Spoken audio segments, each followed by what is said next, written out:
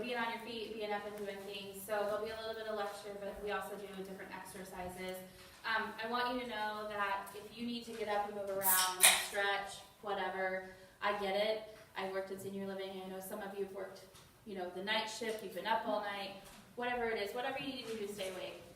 Stand up, move around. You're not going to bother me or interrupt anything I'm doing.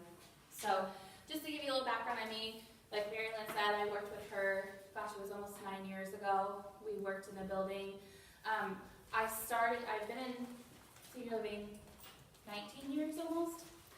I started as an activities assistant, and I started at a nursing home, and my favorite residents were the ones that were in our memory care, because they were a lot of fun, and they had a good time, and my heart went out to them, and I was moved through some of the different positions in senior living and was blessed to be able to work probably the last 5 years or so overseeing 12 different memory cares and working to bring what we call culture change. So changing the lives of the people who live in those memory cares, not just to be kept clean, fed, and dry, but to actually have purpose in their day and have life brought back to them and give them things that they would enjoy doing. And live some semblance of somewhat of a normal life with dementia. So that's kind of where my background comes from. Today we're going to talk a little bit about the overview of dementia. We're going to talk about the brain. We're going to talk about things that people with dementia experience. And then we're going to talk about communication, because communication really is the most important thing when it comes to people who are living with dementia. Thank you, Karen. Oh, thank you. Bye, guys. Enjoy. So, true or false? Is dementia a normal part of aging? False. Yay. Sometimes I come in places and they really don't know. Dementia is not a normal part of aging. Okay? I say this because I've had residents who are 105 years old and sharp as a tack. Right? And if dementia were a normal part of aging, somebody who's 105 would probably have a pretty good dementia at that point. But oh boy, she was sharp as a tack, and she told me it was a shot of whiskey every day was her secret to a long life. I'm not sure if that's true, but that was her belief. A shot of whiskey every day. Just a shot, one. Not a bottle. Just a shot. So what is dementia? Just like the common cold, dementia is a group of symptoms, right? When you get a cold, what are the symptoms of a cold? Coughing, sneezing, Coughing, sneezing, runny nose, puffy eyes, sore throat. What else? Anything else? Achy. Fever. Fever. How's your appetite? Depressed. Do you feel like you want to go out and run a marathon? No. But do we all get every single symptom? No. Everybody's different, right? So you may not get the watery eyes, or your appetite may still be good, right? But you've got the runny nose and the cough. Not everybody gets the same symptoms of a common cold. Did you know that there are 200 different viruses that can cause the common cold? Yeah, so 200 different viruses that are out there. So those can present differently too, right? Some viruses you get are going to keep you sick for weeks on end, and some you'll be sick for just a few days. So it just depends on what you get. But just like that, dementia itself is not the disease, right? It is an umbrella term. There are specific diseases that have a dementia. So for example, you ever have somebody say, you work in senior living, what's the difference between Alzheimer's and dementia? Ever hear anybody say that? I've gotten asked that a few times over the years. Well, there's really not a difference, because Alzheimer's is a type of dementia. Alzheimer's disease is a type of dementia. Dementia itself is not a disease. There's just specific diseases that causes dementia. So again, Alzheimer's is a type. And there are over 100 different things that can cause dementia. So just like we have 200 viruses that can cause the common cold, there are over 100 that can cause dementia. There's the most common, which would be Alzheimer's disease. That's what we see most often. Some of the other ones that we might see working in senior living, vascular dementia, which is dementia if somebody has a stroke. We've got frontotemporal dementia, which a lot of times you see more with younger folks, so that before the age of 65, and that's the frontal part of the brain. With those, you see a lot of mood swings, impulsiveness, you see a lot of bad decision making, things like that. Then we've got Lewy body dementia. That's another one you might see that's common for senior living. With Lewy body dementia, we have residents who hallucinate, see things that aren't there, maybe have a little bit of paranoia. My grandma had Lewy body dementia, and I would go in to visit her, and she'd be like, shh, and I'm like, what? She's like, you see that thing right there? I'm like, yeah. She's like, it's recording everything we say. We gotta get out of here. Right? And I'm like, well, we could go down the hall to the sunroom. She's like, honey, no, we gotta leave this place because those things are everywhere. And I was like, huh, okay. We'll just whisper that, you know. But she also accused my uncle of stealing her bingo quarters, you know, and they just get kind of paranoid and things like that. So those are probably the most common we're gonna see. There are other dementias. There's, if somebody's been an alcoholic for a long time, there's dementia that can come with alcoholism and drug use. There's a dementia, very rare one called Creutzfeldt-Jakob, which is the human form of mad cow disease. And it's a very fast progressing dementia, and usually within 6 months the person's gone. So we probably wouldn't see something like that here because it is so fast progressing. But there's all kinds of different dementias that are out there. And the reason we focus on Alzheimer's disease so much is because if we look at that umbrella, so we have that general term dementia, right, which is the umbrella. Underneath are all the 100 different conditions or diseases that can cause dementia. If we look at that umbrella, 75% of that umbrella is Alzheimer's disease. So the most of the dementias you're going to see are probably Alzheimer's. But if you guys are working on the floor and you have access to the charts, you might, and you think somebody, she might be a Lewy body dementia. Look it up. Look in their chart and see if they have a specific type of dementia diagnosed. But again, 75% is going to be Alzheimer's disease. So how many people are affected by dementia? At the age of 65, it's 1 in 8 people in the United States are affected by dementia. And by the time we're at 85, it's 1 in 2. How many of your residents would you say are over the age of 85? Sorry, I'm not trying to ignore you guys. That's the memory care you're there, so. How many residents would you say? What percentage are over the age of 85? I'd say probably 75%. 75%.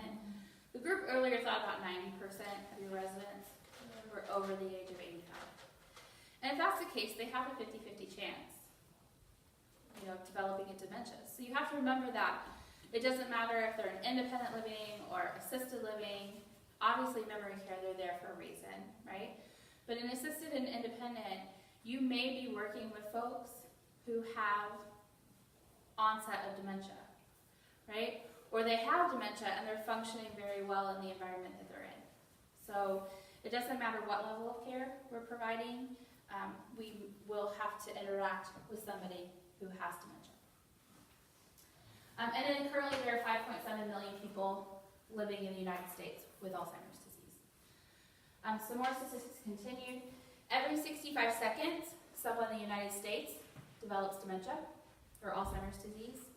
So think about we're in here for 4 hours today. You can do the math, how many people will develop Alzheimer's just while we're sitting here learning about it, right? And then it's the 6th leading cause of death in the United States.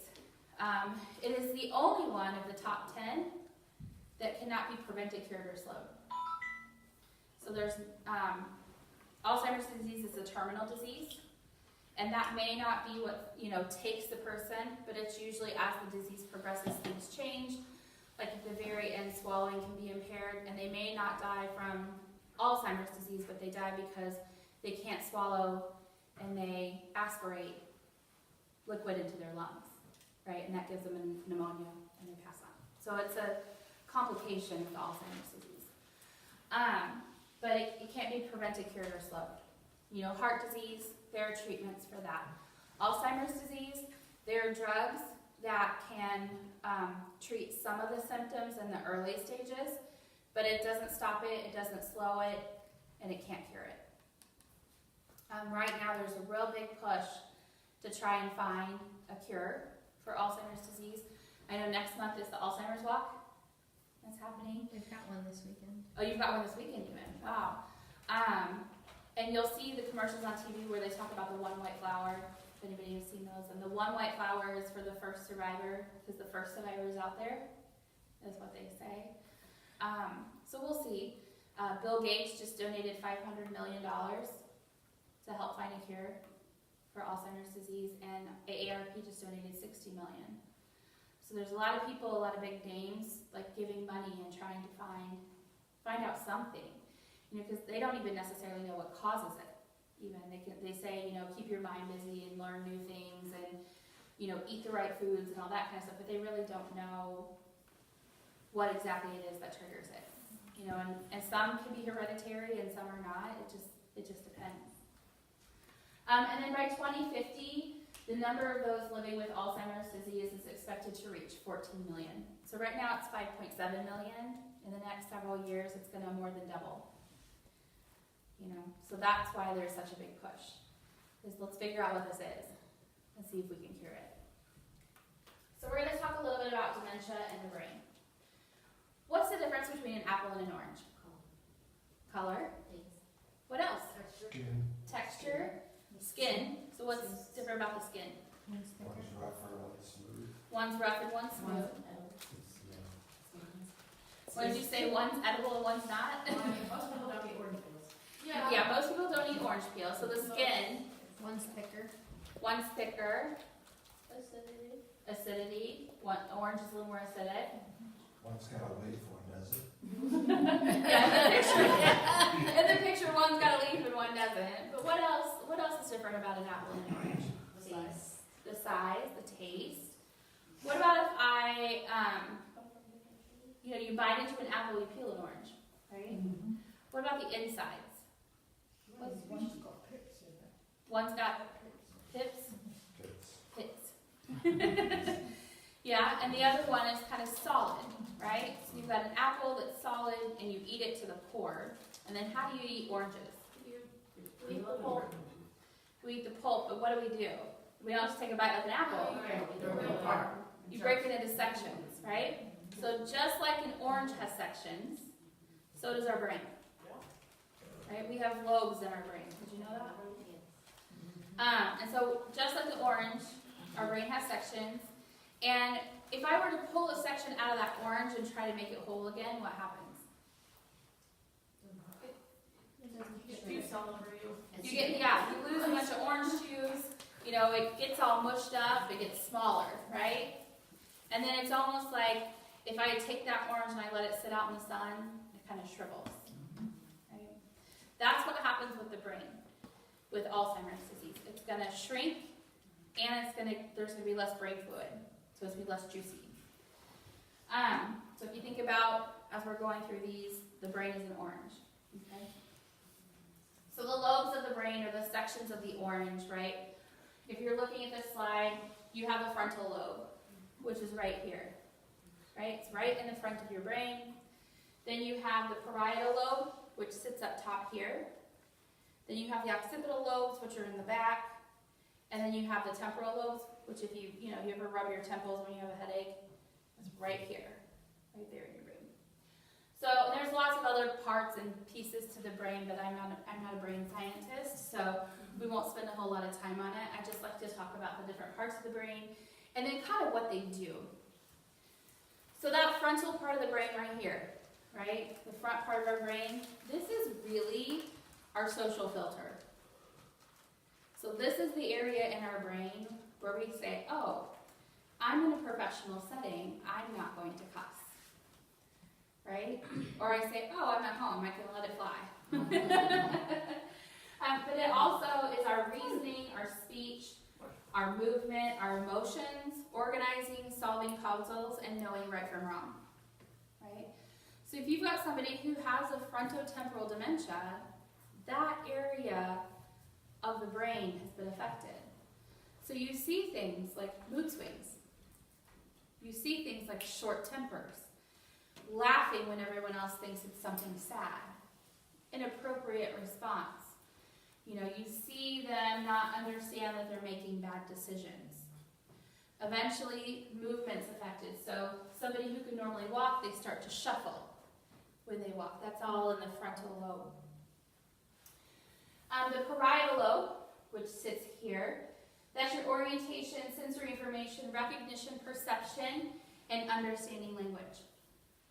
So my perception, we're going to talk about perception in a little bit, is how I see the world. And if that part's affected, I'm going to look at the world differently than you do. And I may not be able to go back to your world, right?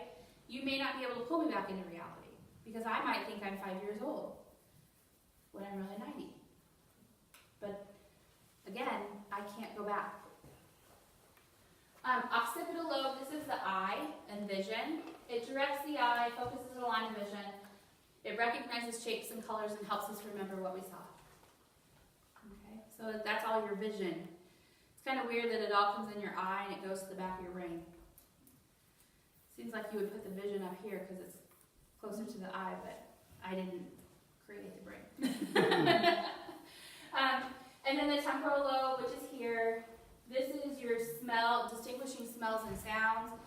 This is also visual and verbal. That's your short-term memory, right here. So what happens in the brain? Things come in. Information is being processed all the time, right? And it goes into the brain, and our brain says, this is something I need to remember long-term, right? So something like your wedding day. So that gets stored in that long-term memory. But something like, my doctor's appointment is at 4 o'clock today. In 10, 20 years, do I need to remember that? No. So it gets stored in the short-term memory. And what happens with dementia in the temporal lobe is it starts to erase that short-term memory to the point where I don't necessarily have short-term memory anymore. So I will say, what time is my doctor's appointment today? 3 o'clock, okay. I have a doctor's appointment today, right? What time is that at? 3 o'clock. 3 o'clock, okay. Do I have a doctor's appointment today? Mm-hmm. What time is that at? 3 o'clock. 3 o'clock, right? Do you have residents that do that? They ask the same question over, and so the ladies are like, yeah. Can I use the phone? Yeah. They ask the same thing over and over and over again because that's what gets stored in short-term memory, and short-term memory is affected. So when I ask it, I'm asking it like I'm asking the first time, right? And here's Monica, poor Monica, who's now answered it 150 times. And she's got to keep her cool and answer it just like it's the first time, because for me it's the first time. And if she, snaps at me, I'm going to be like, what did I do? Right? What did I do? Why don't you like me? Right? And that's where we lose our cool. Did you know that repetitive questions is the #1 caregiver stressor? Repetitive questions. Getting asked the same thing over and over and over and over again. So throughout the day, I'm going to ask for a couple volunteers. Promise I'm not trying to put you on the spot. I just can't do it all by myself up here. So with that said, can I get 2 volunteers? I'm just trying not to fall asleep. I just need 1 more. I promise I won't bite. All I need you to do is hold the jump rope. I won't even make you jump. Monica looks like she really wants to help out. Sure. Well, I picked on her once, so, Pick on Mark. She's standing there. Okay. So if you ladies will take the jump rope and stretch it tight. You don't have to pull too hard, just make it tight. Okay. So what we're going to talk about is how the brain moves messages. Right? So we've talked about the different lobes of the brain. Inside those lobes, we have what we call neurons. Right? Those are the cells of the brain. And what happens is, we got a lot of activity going on in the brain because it tells our body to our heart to beat, us to breathe, when we're thirsty, when we're hungry. Move that leg, raise that hand, when, everything kind of happens automatically, right? You don't have to think, raise your arm, okay, So what happens is, Monica and Carissa, sorry, these are my neurons, right? So they're my neurons, and they send messages back and forth to tell my body what to do. So what happens, how do you know that you're hungry? One neuron tells the other. One neuron tells the other, but what eventually happens to say, Stomach growls. yes, so your stomach growls, and you say, you know what, I'm a little bit hungry. So what happens is, Monica sends that message down to Carissa, right? And it hits Carissa, and then she turns around and sends that to the next neuron. And eventually we get to the neurons that make our stomach growl. But, pretty simple, right? Direct path, pretty easy. But what happens is, with dementia, for just a second, we get tangles, and we get plaques along these neuron pathways in our brain. So then, I go to send my message, and what happens? Stuff. We get stuck, right? Can't go any further. It tries, but it's not.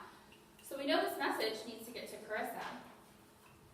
So now what Monica has to do is find another path to get that message over. Have you ever been going home and there's a wreck? And you have two choices, right? You can sit there and wait for it to be cleared, or you can do what? Take a detour. Is the detour as fast as your normal way home? No. So what happens is now this message is going to take the long way around, right? And it takes even longer to get there. And if you're fairly new to where you live and you take a detour, you might even get lost, right? And that message can get lost. Thank you, ladies. So that's what happens when you ask the resident a question and you're like, what's your favorite color? And the resident doesn't answer, and you go on to the next one. You're like, what's your favorite color? And that resident's like, well, my favorite color is yellow, and all of a sudden the first one goes, blue! And you're like, hey, thanks, because that message needed more time to get to where it was going. So, any questions on the brain cells and how they work? How we send messages? No? So here are some slides down in the bottom corner. These are healthy cells. This is what our brain looks like. You can see the neurons firing, sending all the messages. The big picture here, this is Alzheimer's disease. So you can see those tangles, and you can see the plaques that get in there and kind of gum up everything, gum up all those messages. And what happens is, eventually, a neuron becomes so entangled and so plaque covered that it eventually dies. And it's no longer a viable neuron. So here, we talked about that orange shrinking. Here's what the brain changes look like. This brain, these two brains are from autopsy. They are the same age and same gender. Okay, one has Alzheimer's disease, one doesn't. The one on the right is your normal brain, and the one on the left is Alzheimer's. What do you see? Smaller string. It's definitely smaller. Pieces missing. Yeah, there's pieces missing. Darker. It's darker, it kind of looks diseased, right? Yeah, so not only does the brain shrink from the outside, it shrinks from the inside too. And you can see how some of those holes and crevices become much more pronounced with the brain. And if we look at them side by side, again, the brain on the right is the healthy one, and the brain on the left is Alzheimer's. You can really see the difference in size, right? But I always like to take a hopeful approach. Our family, people call dementia or Alzheimer's disease, like the long goodbye. And that families grieve for years. I like to be hopeful. I like to consider hope in that situation and say that not all is lost, right? Yes, it's a terminal disease, but there's a lot of living left to do. Typically, from when someone's diagnosed, they live 7 to 22 years with the dementia. Do you want to suffer for 22 years, or do you want to live? Right? So I look at it from a hopeful stance, that not all is lost. So how many neurons do you think there are in the brain to start with? Somebody throw out a number. Billion. A billion? Somebody said 50 earlier. I was like, I hope I have more than 50. What do you think? A lot? So I got one guess of a billion. Anybody else have a guess? 2 billion. Trillion. Keep going. We have 100 million. So in that brain, in your head, you have 100 million brain cells. In your brain alone. That's a lot of brain cells in this room right now. I had them maybe 20 years ago. But the positive thing is that even in late stage dementia, 60 million brain cells are left. 60% of the brain is still there.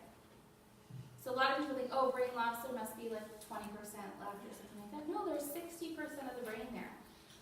So I have hope that the essence of that person is still there, that they can still do certain things. Maybe they can't do everything because there is some loss, but I have hope for that person. And that the essence of the person is there. Despite the deficits of dementia, we are who we are. Right? And we like what we like. And we have our favorite things that we love to do. And we can connect with that person by adapting what we do to bring them out of that dementia. There are some dementia symptoms that can be caused by conditions that can be reversed. So if you have a resident, no one all of a sudden gets dementia. Okay? It doesn't come on all of a sudden. If you have a resident that's suddenly acting funny, hallucinating, maybe getting a little aggressive, falling asleep at the lunch table, a lot of times they're usually fighting off an infection in the body because something like that does kind of crazy things to our older adults. But it's usually, and our nurses will tell you, probably UTI, right? We get, they get a little kind of off. And if you didn't know that, you'd just be like, I have families all the time like, oh, the dementia's kicked in. You know, I'm like, it doesn't just kick in, you know? They don't go from 0 to 60. So I always say everybody deserves a good workup. And if you're noticing a resident is a little off or a little different, make sure you're telling someone who can get that person checked out. Because it could be a UTI, it could be an upper respiratory infections going on. They could be fighting infection in the body, whatever it is. Especially, you know, even anesthesia. People who go in for a surgery, they can be a little off for a while till that anesthesia wears off. So again, don't just assume that it's the dementia, right? I had a lady come in and tour one time with me at a property and she said, well, I need to look at memory care. Mom's got dementia now. Started last night. And I was like, okay, well, tell me more about this. You know, and then I said, after she told me the story, I said, I'm happy to show you our memory care, but can I make a suggestion? And she said, yeah. I said, well, I'm no nurse, but if this were my mom, this is what I would do. I would take her to her doctor today or get her into an urgent care because it sounds to me like she has a urinary tract infection. And, you know, just like marketers do, we follow up. So the next day I called, do you have any questions? How's your mom? And she said, oh my God, you saved my mom's life. And I'm like, I didn't save your mom's life. She's like, no, but I toured 4 properties yesterday and you were the only one who told me to take her to the doctor. And I said, oh, did you take her? And she said, yeah, she's in the hospital now because she had undiagnosed diabetes and her blood sugars were in the 500s. Well, no wonder she was kind of off, right? So she said, they're going to try and she's going to be in the hospital for a while. They're going to be regulating her blood sugars. And I kept following up. And once everything was regulated, she could go back home and she was fine. But the daughter just thought it was dementia kicking in. You know? I mean, that's kind of how uneducated everybody is. You know, unless you've gone through it with a family member or you work in a community like this, you've not necessarily learned a lot about dementia or had a lot of dementia training. So you see something like that happen, you're like, oh, dementia's kicked in. They're old. Happens, right? So we're going to talk about some of the things that people living with dementia experience.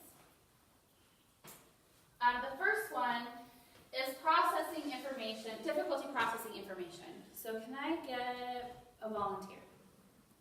Just one. I won't hurt you. Okay. Since everyone else. And I'm not checking my phone, I'm actually using my stopwatch. No cell phones. Just using my stopwatch. It's the only time you'll see me pick it up. Okay. I need you to ask me a question. Any question. How old are you?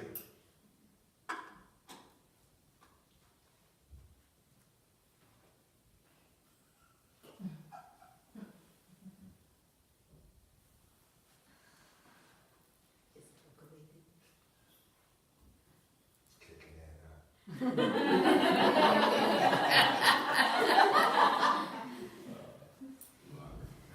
I am 39. How old are you? 52. Thank you. Grab a seat. How long was that? 30 seconds. 30? 30, what'd you say? John. 25? Anybody else have? So I got 30, 25. Any other guesses? 42. 42. Someone was That was timing it. That was creepy. It was actually 20 seconds. Whoa. How did you feel? Too long. Not uncomfortable, but come on. You were a little uncomfortable because you said something else to make a joke, right? So what happens is, people with dementia, we learn how the message travels, right? We learn that it takes more time to travel there. And he asked a question, and I didn't answer right away. And human nature, we don't like those uncomfortable silences. You know, you could see him being like, give me the answer, you know? But we don't like those uncomfortable pauses in our conversation. So then, we naturally, as humans, we start to fill in, right? With humor or more information. Or, you know, somebody says, how are you today? And the resident doesn't answer. You're like, you know, did you get up okay? How'd you sleep last night? Did you have good breakfast? You know, you up and roaring for the day? And like their brain's just like, because they haven't even processed how are you today, which was the first question you asked them. So it's like, have you ever watched the cartoon with the Roadrunner, the Wile E. Coyote? Yes. And he's chasing that Roadrunner, he's trying to get him, right? And what he never gets him. And towards the end of the cartoon, what happens to him? He's so frustrated, right? And like the smoke's coming out of his ears because he's so frustrated. That's what you do to your residents when you ask them a question and they don't answer it, and you just dump more words on top. They're still processing the first question, and you're off onto something else. And they're just like, whoa, my brain's gonna explode, right? So what you wanna do, if you ask them, you wanna make sure that first they understood you or they heard you, right? And if you feel like you need to say something else, repeat yourself the exact same way you said it the first time. So when he said, how old are you? Then he should repeat that again. How old are you?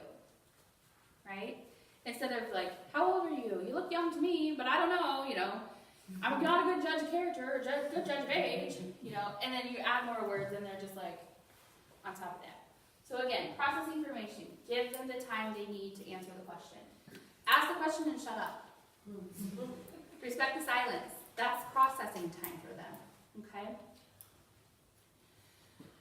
They're also going to have problems with language, and generally, you're going to lose nouns first. So I had a resident, she came up to me and she's like, can I have a thing with a thing for the thing? Yeah. Anybody know? No, because you guys don't know her, but I knew her. And people with dementia, they usually have a routine. They do kind of the same things every day. And I knew after lunch that she played cards. So I said, do you need the cards and the card shuffler for the game? She was like, yeah. Like she was amazed that I got the answer. But if you know your residents and truly know your residents, you can figure out what they're asking for, right? The other thing is they're going to talk around the word. So they'll be like, hey, can you get me one of those round things? You know, one of those round things that we have after lunch Can I have one of those? The round things after lunch? Yeah, but not the sugar kind. Not that kind with the sugar stuff. I want the one with the brown spots. No, I don't like raisins. The one with the brown spots. Yes. Chocolate chip cookie, right? And I knew exactly what it was when she said it. But I couldn't come up with the words. What did I do? I described it and I talked around it. And as soon as she said that, I was like, yeah, that's the one. They know what it is. It's on the tip of their tongue. They just can't come up with the words that they're looking for. They also have difficulty sequencing tasks, or what we call executive function. This is putting things in order of how they should go, right? So those of you that are caregivers, I'm looking to my corner over here. Ever have a resident come out with underwear on over their pants? Part of that is we need to set them up for success. If you don't put clothes in the pile in the order you want them to go on, guess what happens? They're like, oh, there are my pants, put them on. Oh, there's underwear. Have you ever tried to put your underwear on over your pants? It's a lot of work. And then they come out with their underwear on over their pants, and then these guys look at them and go, oh boy, right? How are we going to solve this issue? Because you can't tell them what they did was wrong, right? Because that's going to agitate them.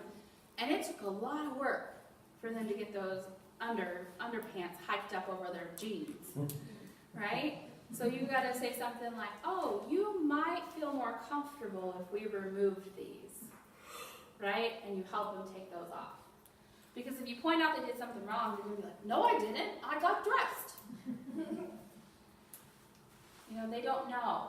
They can't sit there and say, oh, that's the wrong thing to put on first. Let me find the right thing, right? That brain power is not there. So you got to put it in the order in which you want them to do it. They also are going to have difficulty performing familiar tasks. So things they've always known how to do can sometimes become more difficult for them. So this lady here, she loves to cook and bake, right? And her husband, she was living at home, and her husband's upset because she can no longer make cookies anymore. He's like, she can't follow the recipe, she can't make cookies anymore. Well, she can still do all the actions to make the cookies, and spend some time with her trying to figure out what the issue was. So what it is you've got the recipe, right? And standard recipe that you or I use, we got the ingredients at the top. So you got your list of what you need. Sugar, butter, flour, chocolate chips, vanilla. I don't even know what else goes in cookies. But you've got your list, right? And then down at the bottom are the directions, where it says preheat the oven, you know. So she starts making, she gets all her ingredients out, and she starts on the bottom, and she gets to the step where it says, first step, cream together the butter and the sugar. Right? She looks at it, she's like, well, how much sugar and how much butter? So she goes back up to the ingredient list. 1 cup of sugar, 1 stick of butter. So she says, what was I supposed to do with that again? So she goes back down, she reads the direction. How much? What am I, and then we get into this circle, and she just gives up because she gets stuck. So what we did was we adapted. And people with dementia can't necessarily live in the world that we live in, right? They look at things differently. So sometimes we have to look at things differently, adapt things to look different for them. So for her, we made a list that said ingredients. Please get out the following items: butter, eggs, flour, and there was a little check mark, like a box that she could check next to it. So it was checked off. I've gotten that item out. I know where I am on my list. At the bottom, we put it so that the measurements were in with the instructions. Please cream together 1 stick of butter and 1 cup of sugar. And there's a little box next to that where she could check it off if it was done. Do you think she was successful? Yeah, and she could still make cookies. But we had to adapt to her. We had to look at where the issue was and change what we were doing to make it work for that individual resident. People with dementia are also going to experience poor or decreased judgment or lack of safety awareness. What do you see in this picture? She's in a winter coat. What do you see? You see a lady. What's she got on? A winter coat. A winter Lake. coat. Tennis shoes. Tennis shoes. Jeans. What's going on in the background of that picture? They're swimming in the lake. In the lake. Kids are swimming in the lake, right? So do you think she's dressed appropriately for the season? No. Yeah. People with dementia may or may not have good decision making. Right? They have that lack of safety awareness. This is why you have residents who they decide they want to go across the room, right? And they get up and go, and you're running behind them with like, Joe, your walker! Right? You got any residents like that? Yes. Yeah, where you're constantly chasing them down with their cane and their walker. 9 times out of 10, people who have dementia don't think there's anything wrong with them. Right? So they don't necessarily remember that they need that walker or they need that cane.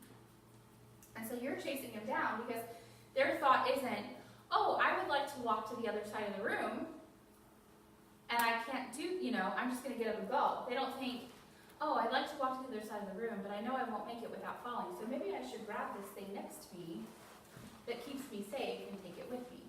Well, no. They think, I'm going across the room. Just like when they're in a short sleeve shirt and it's negative 20 degrees outside, and they say, I want to go outside. Do they look at the weather report and say, maybe I should put on a coat, or do they just want to go out the door? I want to go, I'm going out the door. I guarantee you, if they go out in short sleeves and it's negative 20, they're going to be, oh, it's cold, and turn around and come back in. But they're used to being in an environment like this where it's 70, 80 degrees all day long. They don't realize that it's winter outside, and you can tell that to them, but that doesn't process. They want to go outside, and they're going to do it. The group that I worked with for several years is a program called Hearthstone. And they had a great story about lack of safety awareness, and I'd like to share it. A property that they worked with in Palisades, New York,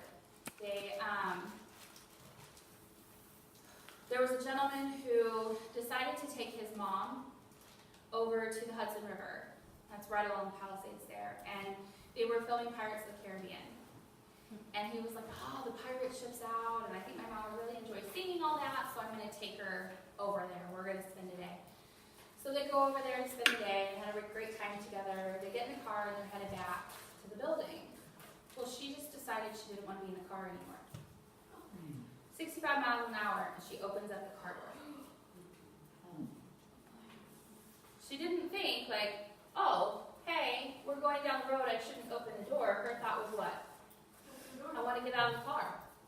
So she opened the door. Luckily the son pulled over, she had her seatbelt on, everything was fine. But again, that's why I talk about that lack of safety. They don't think that through. They just say, I want out of the car, they open the door. I want to go across the room, I'm going to go without my walker. So we have to be that safety for our people. They're also going to have confusion and problems with abstract thinking. This is things like balancing our checkbook, paying bills, that sort of thing. If this guy doesn't get his checkbook balanced right, what's going to happen? He might get anxious. He might think he has more money than what he does. He might think he's broke when really he's not. I've had residents at some of the properties I've worked at where they come and they pay their bill, and then the next day they forget they paid their bill, and then they pay it again, and they pay it again, and it's the family who actually pays the bill. And so I know not to turn those other checks in, to shred them, or eventually for her we made a receipt. We had receipts in a file folder for her that said, your bill is, but let me check and make sure. I thought there was a receipt for you. Let me check and make sure. And I say, oh, no, your bill's been paid. Here's your receipt. But if I were the electric company, what would happen with those checks? Cha-ching, cha-ching, cha-ching, right? And then when you call and say, my mom has sent you $5,000 for her electric bill last month, they're gonna say, well, your name's not on the account, so I can't talk to you. Or they'll say, that's great, you got a $5,000 credit with the water company, or whatever it might be, right? And then their finances are gonna be a mess. So that's what a lot of times family take over the finances and do things for, but they will have problems adding those numbers and paying their bills and those kinds of things.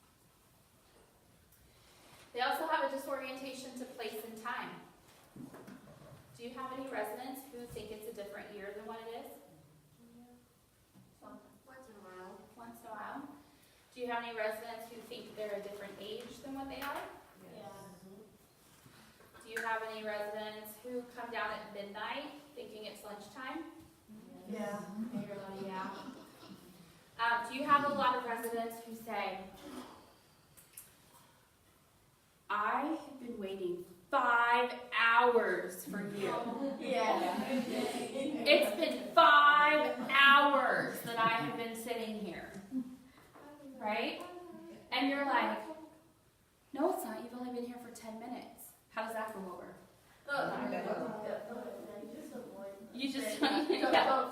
You just don't say that, right? Because they're like, no, it's been 5 hours, and it just escalates, right? Because in the world of dementia, you get to be right, or the resident gets to be right. Sorry, the person with dementia gets to be right, and you, as the staff person, get to learn how to give a great apology all the time. And there's no point in fighting, right? In the grand scheme of life, 5 hours versus 5 minutes, does it matter? No, no. And all it is if you're fighting with a resident, it's all you're doing is feeding that your need to be right. And the thing is, when you go to help that resident later on, do you think they're going to let you help them? No, because you argued with me earlier today and you tried to tell me I was wrong, and nobody likes to be told they're wrong. So with dementia, you just get to be right all the time. And we get to say, I'm so sorry to have kept you waiting, but I'm here now, so what could I do for you? Right? Instead of arguing and saying, it's not been 5 hours, it's been 10 minutes, and starting that, back and forth, you just say, I'm sorry. You have residents who misplace things? Yeah. What's this guy doing? He's putting shoes in a freezer, right? He's definitely misplacing his shoes. So if I told you, you guys don't know who this gentleman is, right? This guy in the picture. You don't know who he is, right? Right. So you don't know anything about him. But if I told you something about him, that might change what he's doing. If I tell you that on his lifestyle sheet that his family filled out when he moved in, it says he's a retired football coach. What's he doing? He's putting his shoes in the locker, right? We gotta look at the situation through the lens of dementia. And we gotta look at the situation through the lens of who this person is. And say, why would this person be doing what they're doing? There's obviously a reason why, right? And that's because he's a retired football coach. He's putting his shoes in his locker. He's mistaking the freezer as a locker. So what can we do for him? Get him a locker, right? And then we're going to label it, the freezer, no shoes. And then on the locker, we're going to put locker, shoes go here. Yeah. So that he has that space. And then he may not get it right 100% of the time, but something like that may help him, right? To keep him from hiding his shoes in the freezer. Ever been accused of anything by a resident? Taking something, stealing something? Yeah. Anybody? Yeah. Yeah? What did you take? For hearing aids. You took hearing aids? I took hearing aids too. I took her hearing aids because I wanted her to get hurt. Oh, you took the hearing aids because you want. Yeah. How dare I? How dare you? That's what happens. When you're accused of taking something, try not to be offended, right? A lot of times it's a self-protection mechanism for them. They don't remember putting it someplace different. People with dementia are creatures of habit. They put things in the same place all the time. So then what happens is, the one night they don't put it in the spot where they normally do, and the next morning they go and it's not there, what happens? in my apartment in the middle of the night and taken my hearing aids. Right? Every night, somebody sneaks in and steals my hearing aids. Right? Because it can't be me.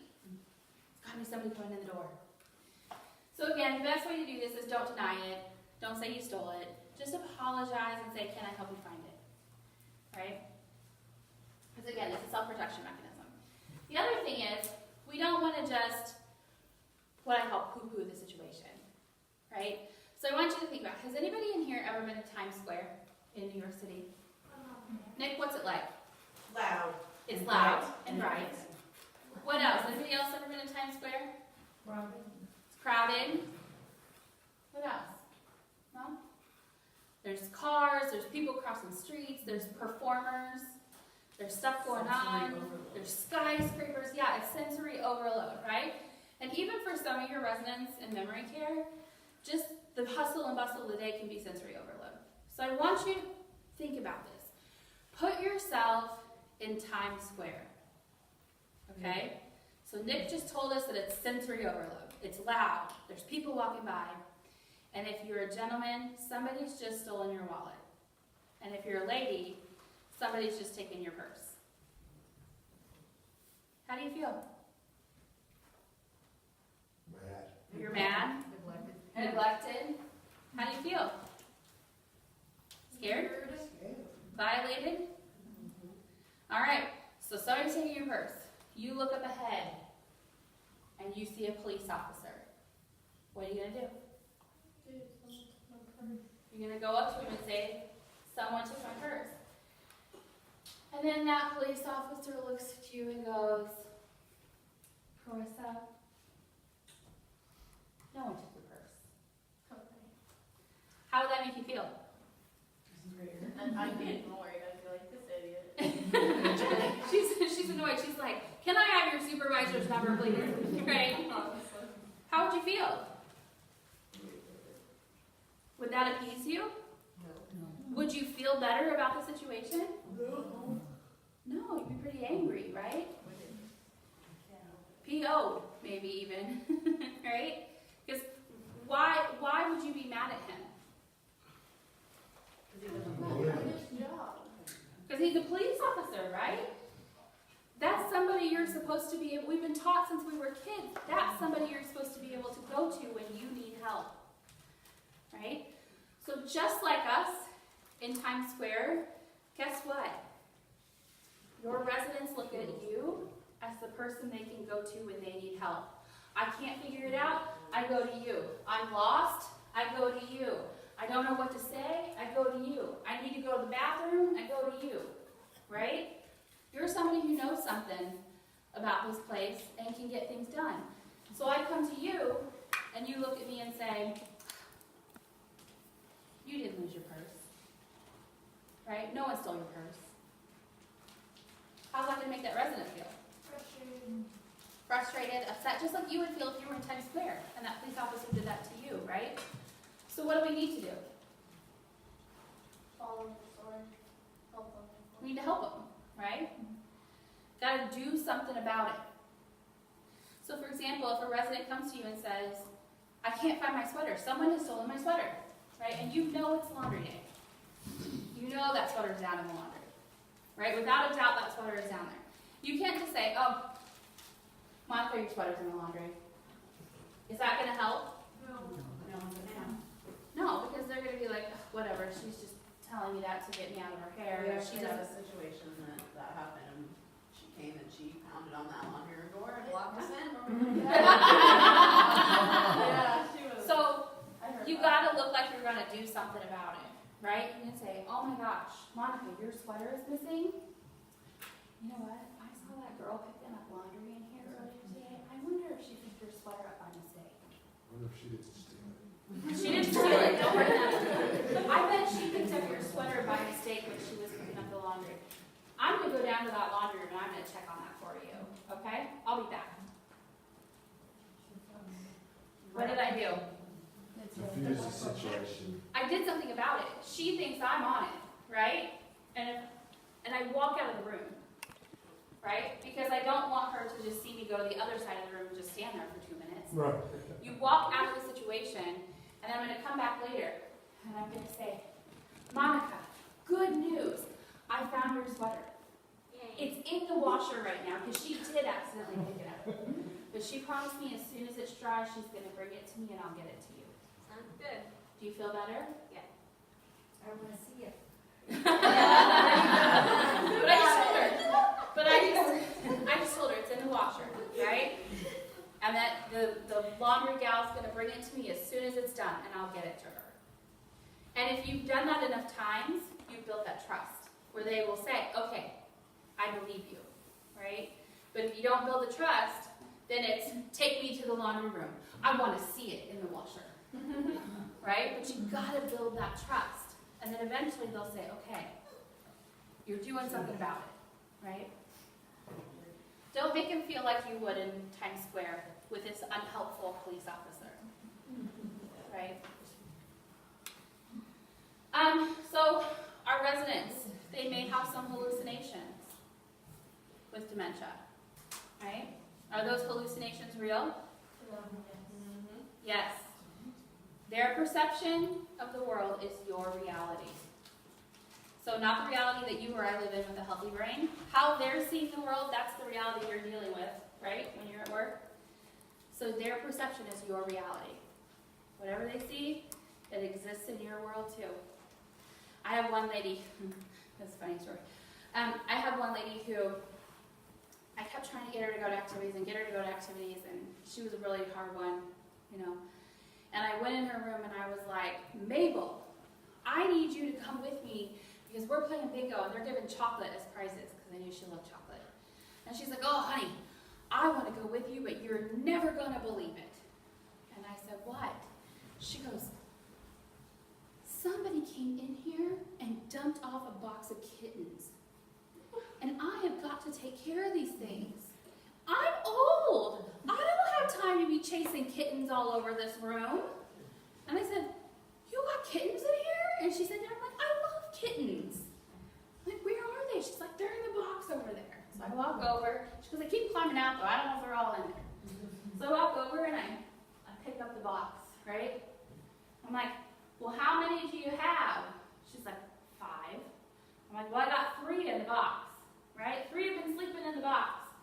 Do you see the other 2? And she's like, there's the orange one. And I'm like, ah, I got it. I'm like, do you see the other one? She's like, the other one's a brown one. She's like, there it is. And I'm like, I got it, right? So now I got this box of kittens, and I said, you know what, Mabel?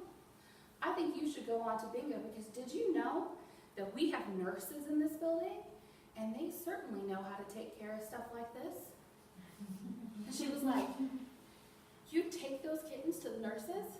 I said, absolutely I will. And what did I do?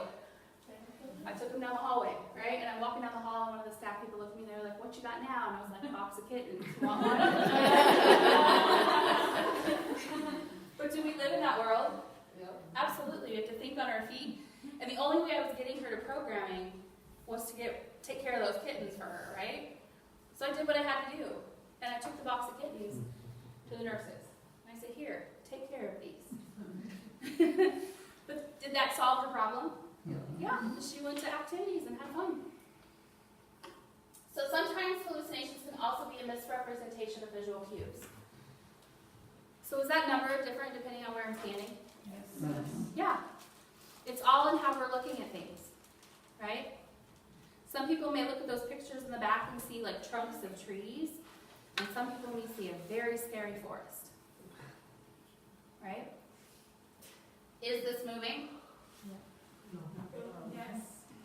No. Well, no, but yes. No, but yes. So in reality, it's not moving, right? It's a trick of the eye. But your perception is my reality. So if you think it's moving, right? So we're going to go through a couple of these of what do you see. What do you see here? And the candles.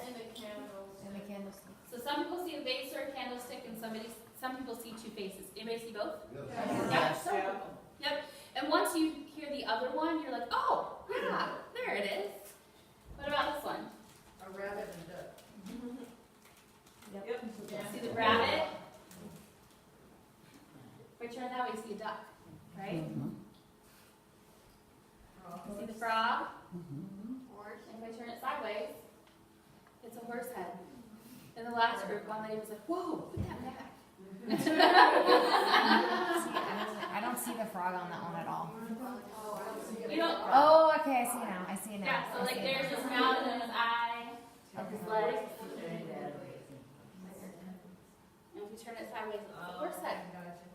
So what's the farm? Scary looking horse. Yeah, but how we see the world, things are different, right? So here's an example. People may not recognize themselves in a mirror. Got any residents that look in the mirror and say, that's not me? Or they're like, who was that man in my bathroom? Or they look at pictures from a party and they're like, there's my mother. Because they're, you know, they think they're 50. There's no way they could be that 85-year-old in that picture. Or this one, Mary refused to get undressed because she thought people were watching.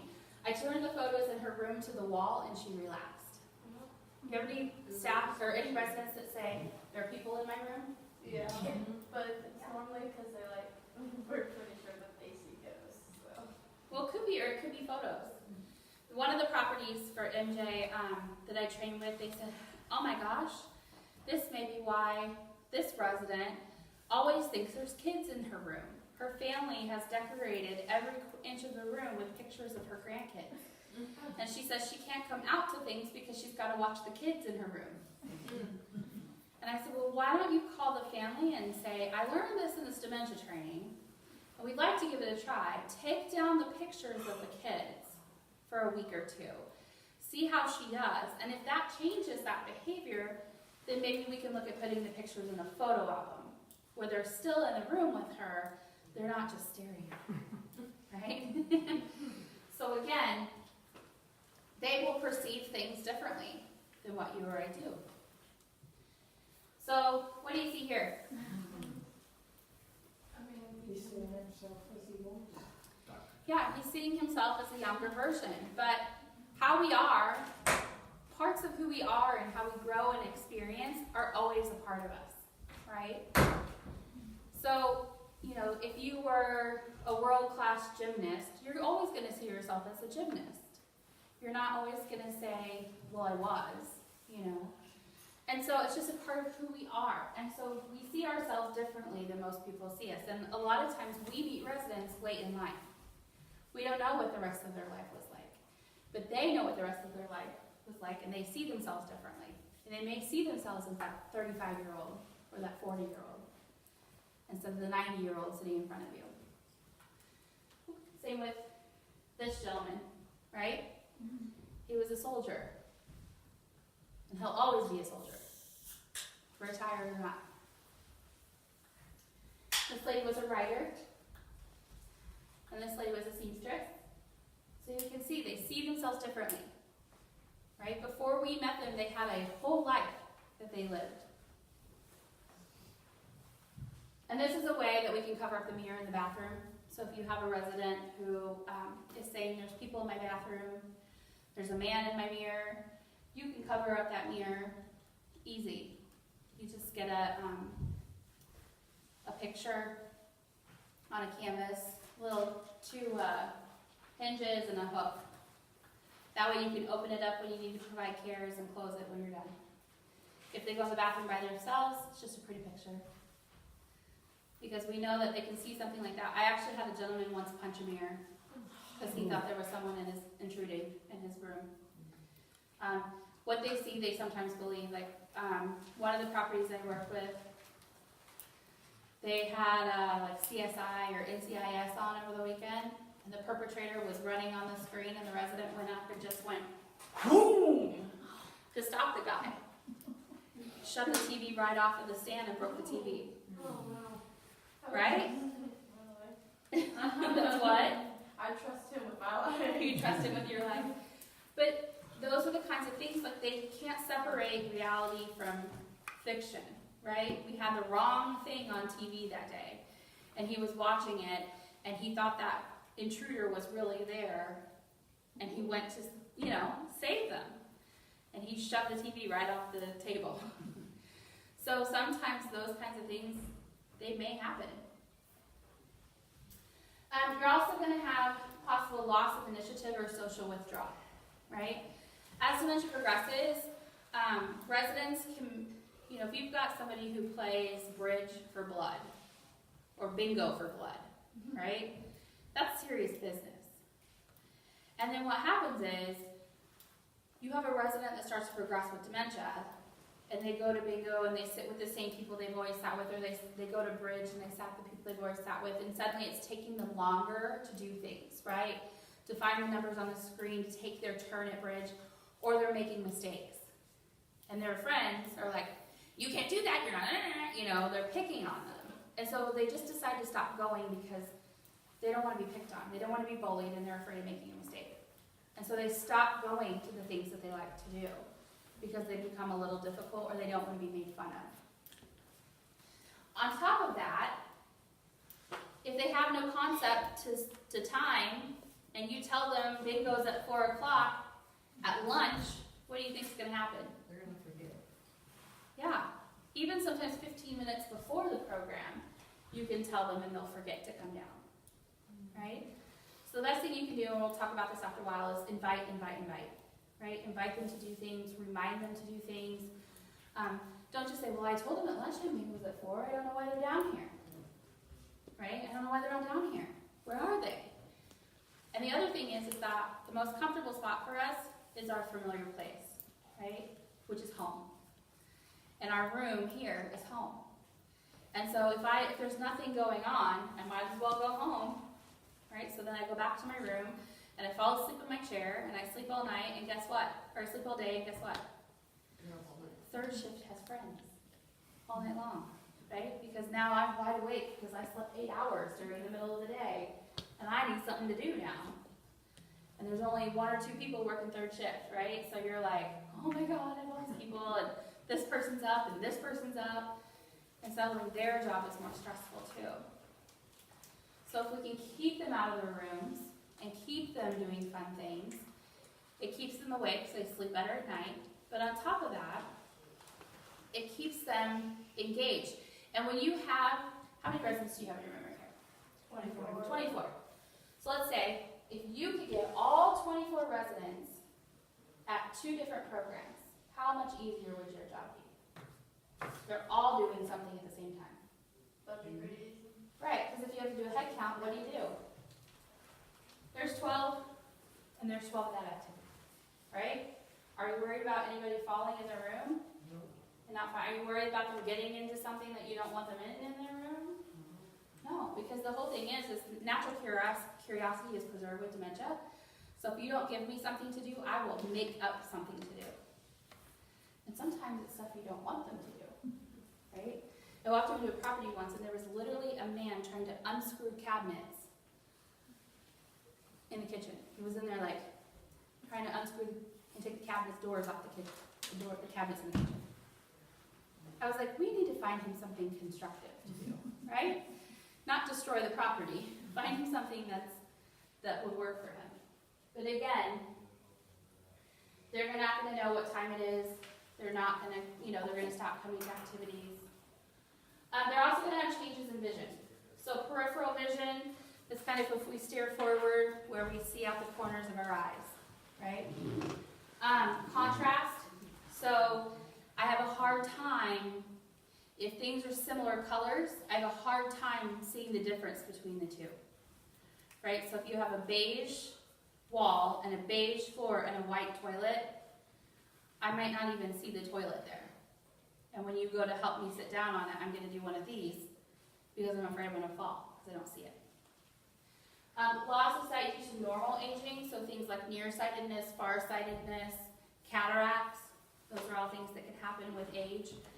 And then macular degeneration is a condition where they start to lose that center part of their vision in their eye. So they kind of see out the sides.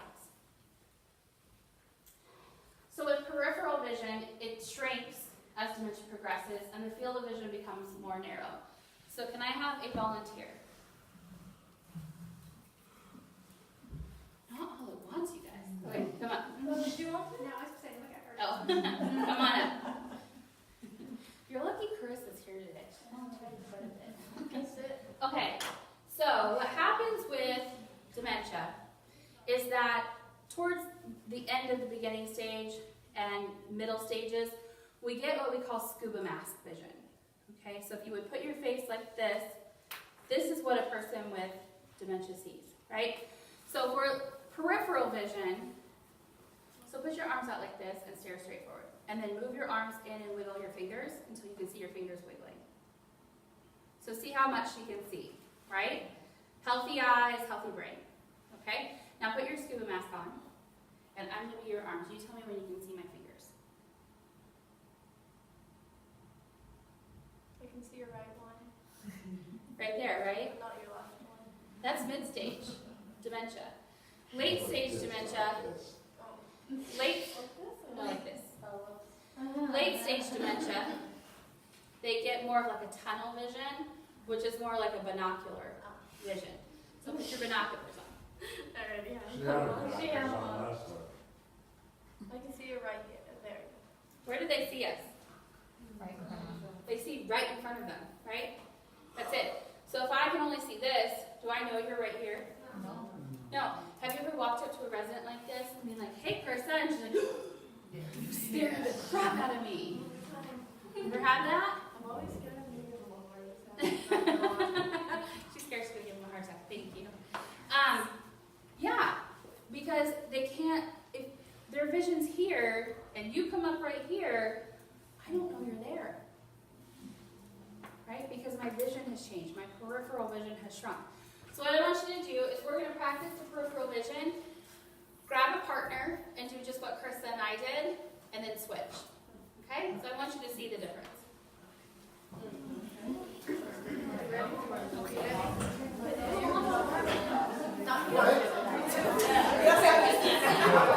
Your car.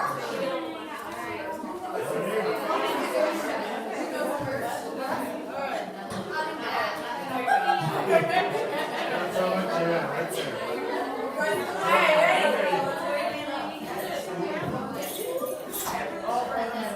See him.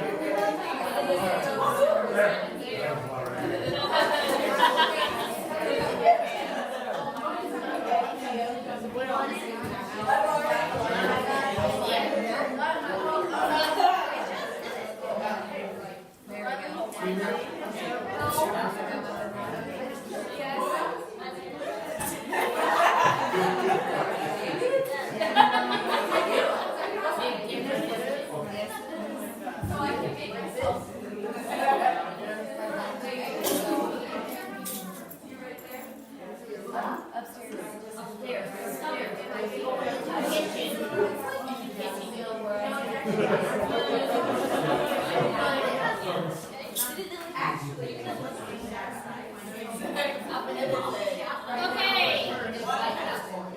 Grab our seats. What did you notice?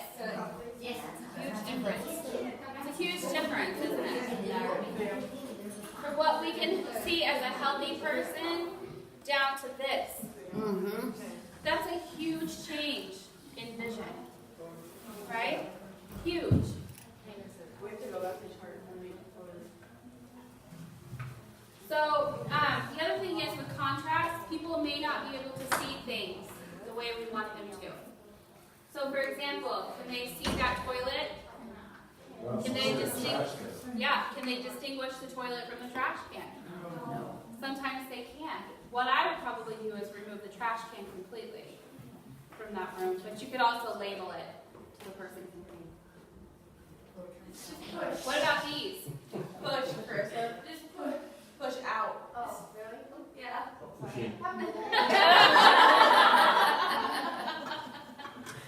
What about these? Yeah, the plate's the same color as the tablecloth. So if I don't have something where I can tell the difference, I might not even know that my plate's sitting there. And if you put a chicken breast and mashed potatoes on it, I really might not even know my food's in front of me. And I know in your guys' memory here, you guys use some bright plates or blue plates and things like that, but that's why. Is because it helps them see their food, which then in turn helps them eat better. We are going to do the blind walk, so your partner that you had for your peripheral vision, if you'll grab your partner again, and I've got masks up here. And we're gonna go, hey guys, listen. So when you're out in the hallway, let's try to be quiet because we do have a family with some residents right here. But what we're gonna do is we're gonna go stand out here, and you're gonna weave through these chairs and in through the tables and out that door. Okay? So the first, pick between your partner, pick who is going to have the mask on and who is going to be the caregiver.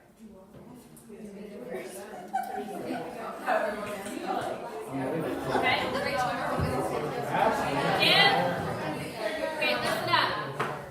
If you are the caregiver, you are not allowed to talk to your person. Okay? You're not allowed to talk. You can guide them, but you can't say a word. You touch them, you hold You their hand. can hold their hand, you can touch shoulder, and you can guide, but you cannot say anything. Okay? If you are the resident, come get your mask. And then we're going to come out here. Where's my resident, I can touch. Then head out right out the door there.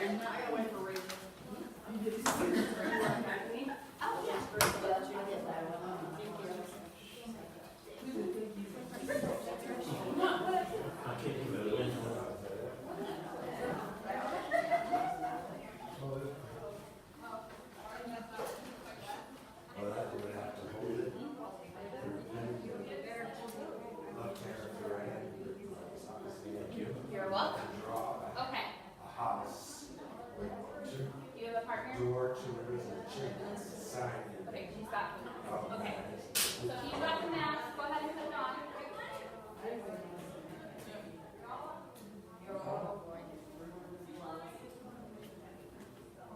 Okay. And you're going to guide, you're going to weave through these chairs, and then through the tables and out that door. Okay? So you're going to help her through. Oh, okay. Around the chairs, around the tables, and out.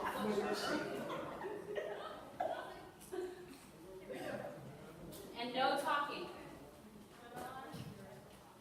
No talking.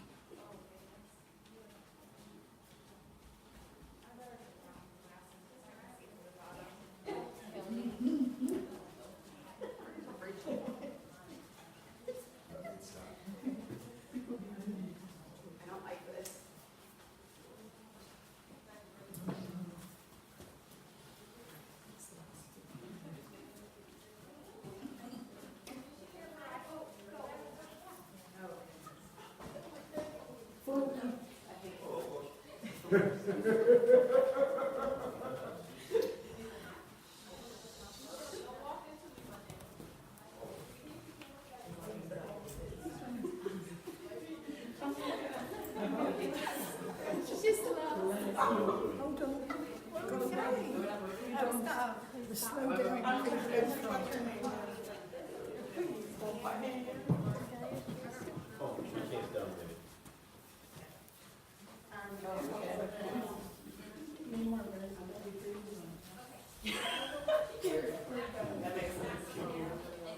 You're not waving at the chair, Christine.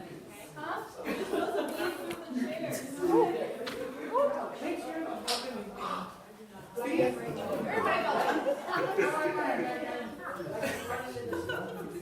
Are we dancing?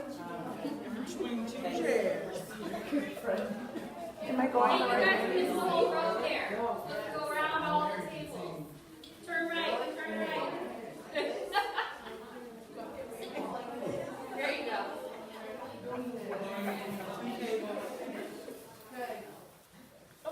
Look, she got me.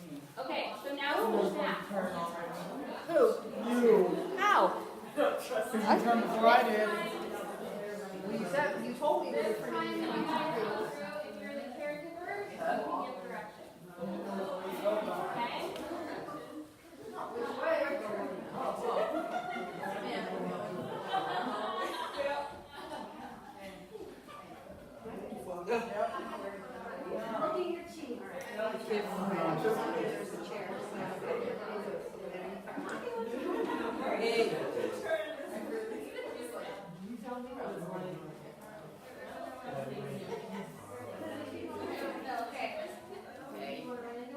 No. You okay?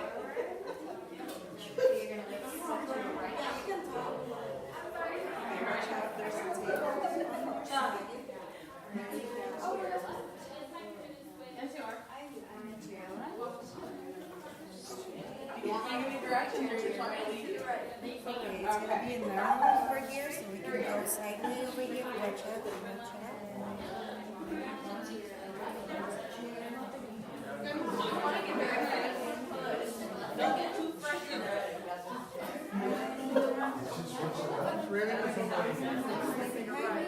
There's a laptop, okay, now follow me, there's a computer, you can feel the close that one, there you go.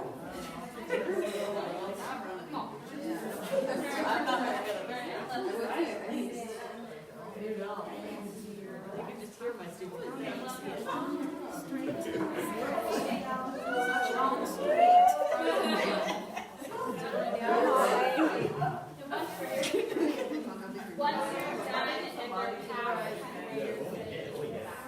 Where we going?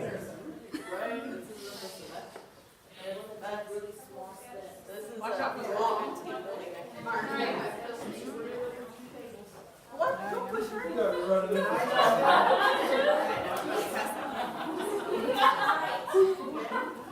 Get the side view. Yeah, good old back of my head. All right, with you. We made it. Feel so good, don't you? Feel scared of me to death.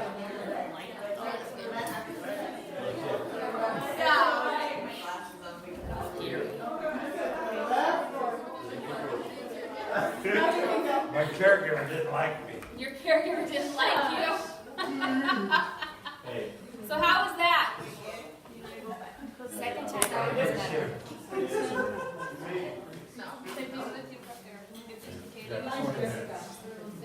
Well, I'm kind of backwards. I come first half, second half, not first half. I gotta get drunk. Yep. So how was that? Giving directions, I think, was better. You think giving directions is better? For those of you that were the resident first, how did that feel to not get any directions? Yeah. Did you know where you were in the room? No. Did you notice once, were your senses heightened? Your other senses? Like somebody said earlier, I could smell different things. And when I stepped out into that hallway, I could feel the temperature change, some of those things. But unless you were told, you weren't necessarily sure where you were in the room. For those of you that got to be able to have guidance with talking, how did that go? It's a lot easier, right? But even your caregiver has to be specific and say, turn to the left, turn to the right. Did they ever say something like, hey, step over here? No. Because what happens is you can't see, so you're like, what is here? You know, I have vision issues. I don't know whether I should go left or right, right? So again, it's so important for our residents that have vision issues that we help them and we give them some support, right? And give them our arm. Holding somebody's arm with being guided, that gives them some sense of security, right? I know you're right there next to me and you're not going to let me walk into anything. Some of you were like, I don't trust my person. Run in the wall and start laughing. No, you did not run to me. You ran him into the wall? No? She told me to go left instead of right. Oh. Not hit a So, wall. you know, you got to have a lot of trust in the person who's helping you, right? And we talked about that today, building that trust. And if you're butting heads with the resident, you're never going to build that trust, right? So we're going to talk a little bit more here, and then I promise you in about 10 minutes, we're going to take a break. Okay? If you give me 10 more minutes, I'll give you a 10-minute break. How about that? So again, it's easy to startle people, and it's hard to understand instructions when you can't see the person's face. Right? So when we are talking with a resident who has dementia, where do we need to be? Right in front of them, okay? The other thing is, you want to get their eyes. Because just because you're right in front of them doesn't mean you've got their attention. If somebody's cast down like this, where do you need to get? On the floor. Get down where they can see you, right? Because I have a resident, and I can go up to her, she wanders a lot and she keeps her head down, and I can say, if I don't catch her eyes, I just walk up to her and I say, hi Betty. She just goes, hi Betty, hi Betty, hi Betty, hi Betty, hi Betty, hi Betty, right? But if I go like this and I say, hi Betty, she'll go, well, hello, how are you? And we have a great conversation, right? But it's only if I can get her attention. So we're going to talk about the stages of dementia. In all stages of dementia, we should strive to do these things. Number one is promote independence. What does that mean? Give them as much as they can by themselves. Let them do what they can do, right? And we help with those frustrating parts. But if they can put the shirt on, we let them put it on, and then we help with the buttons, right? Treat the person with dignity and respect, right? They are adults. They have lived very distinguished lives, most of them. They've done fascinating things. They've done really cool things, and they're not children. They're not children, and we don't want to treat them as such. We want to talk to them like they're adults. We don't want to talk down to them, tell them what to do, and they're a person. So we want to get to know that person, and not just say, oh, this is another person with dementia I take care of. Right? Know who your people are. We want to offer choices whenever possible. Giving people choices gives them control. And when I have control, I'm less likely to lose it later on. You know, if I said to Tracy, I'm going to make all your choices for you from now on. Are you excited about that? She's over here going, right? You're not going to like that. Because, do I know you? No, other than we just met today. I don't know anything she likes. I don't know if she likes grape juice or cranberry juice. I shouldn't be making those choices. Who should be making that choice? Tracy, right? The resident themselves should make that choice. I should be making that for them. And by letting them make those choices, you grow their self-esteem, and suddenly you'll see that person start to come out. That personality's there, but if you don't grow it, they don't ever, show you who they are. We also want to provide opportunities to learn new things. Okay? And I'm not talking about, like, we're going to go to school and we're going to do 2 weeks on the American Revolution and then we're going to have a test on it. Right? It's in-the-moment learning. So you could have a great 30-minute program where you're talking about John Wayne and where he's from and the movies he's been in and how handsome he is, and did you know that he played football and then he got injured so he was a surfer, and all these different things. And then you could sit down at lunch and say, wasn't that an interesting article about John Wayne you read? And they'll go, what? I don't know what you're talking about. It's in the moment. In that moment, are they enjoying themselves? Yes. That's what matters, right? We also want to include the person with dementia in our conversation.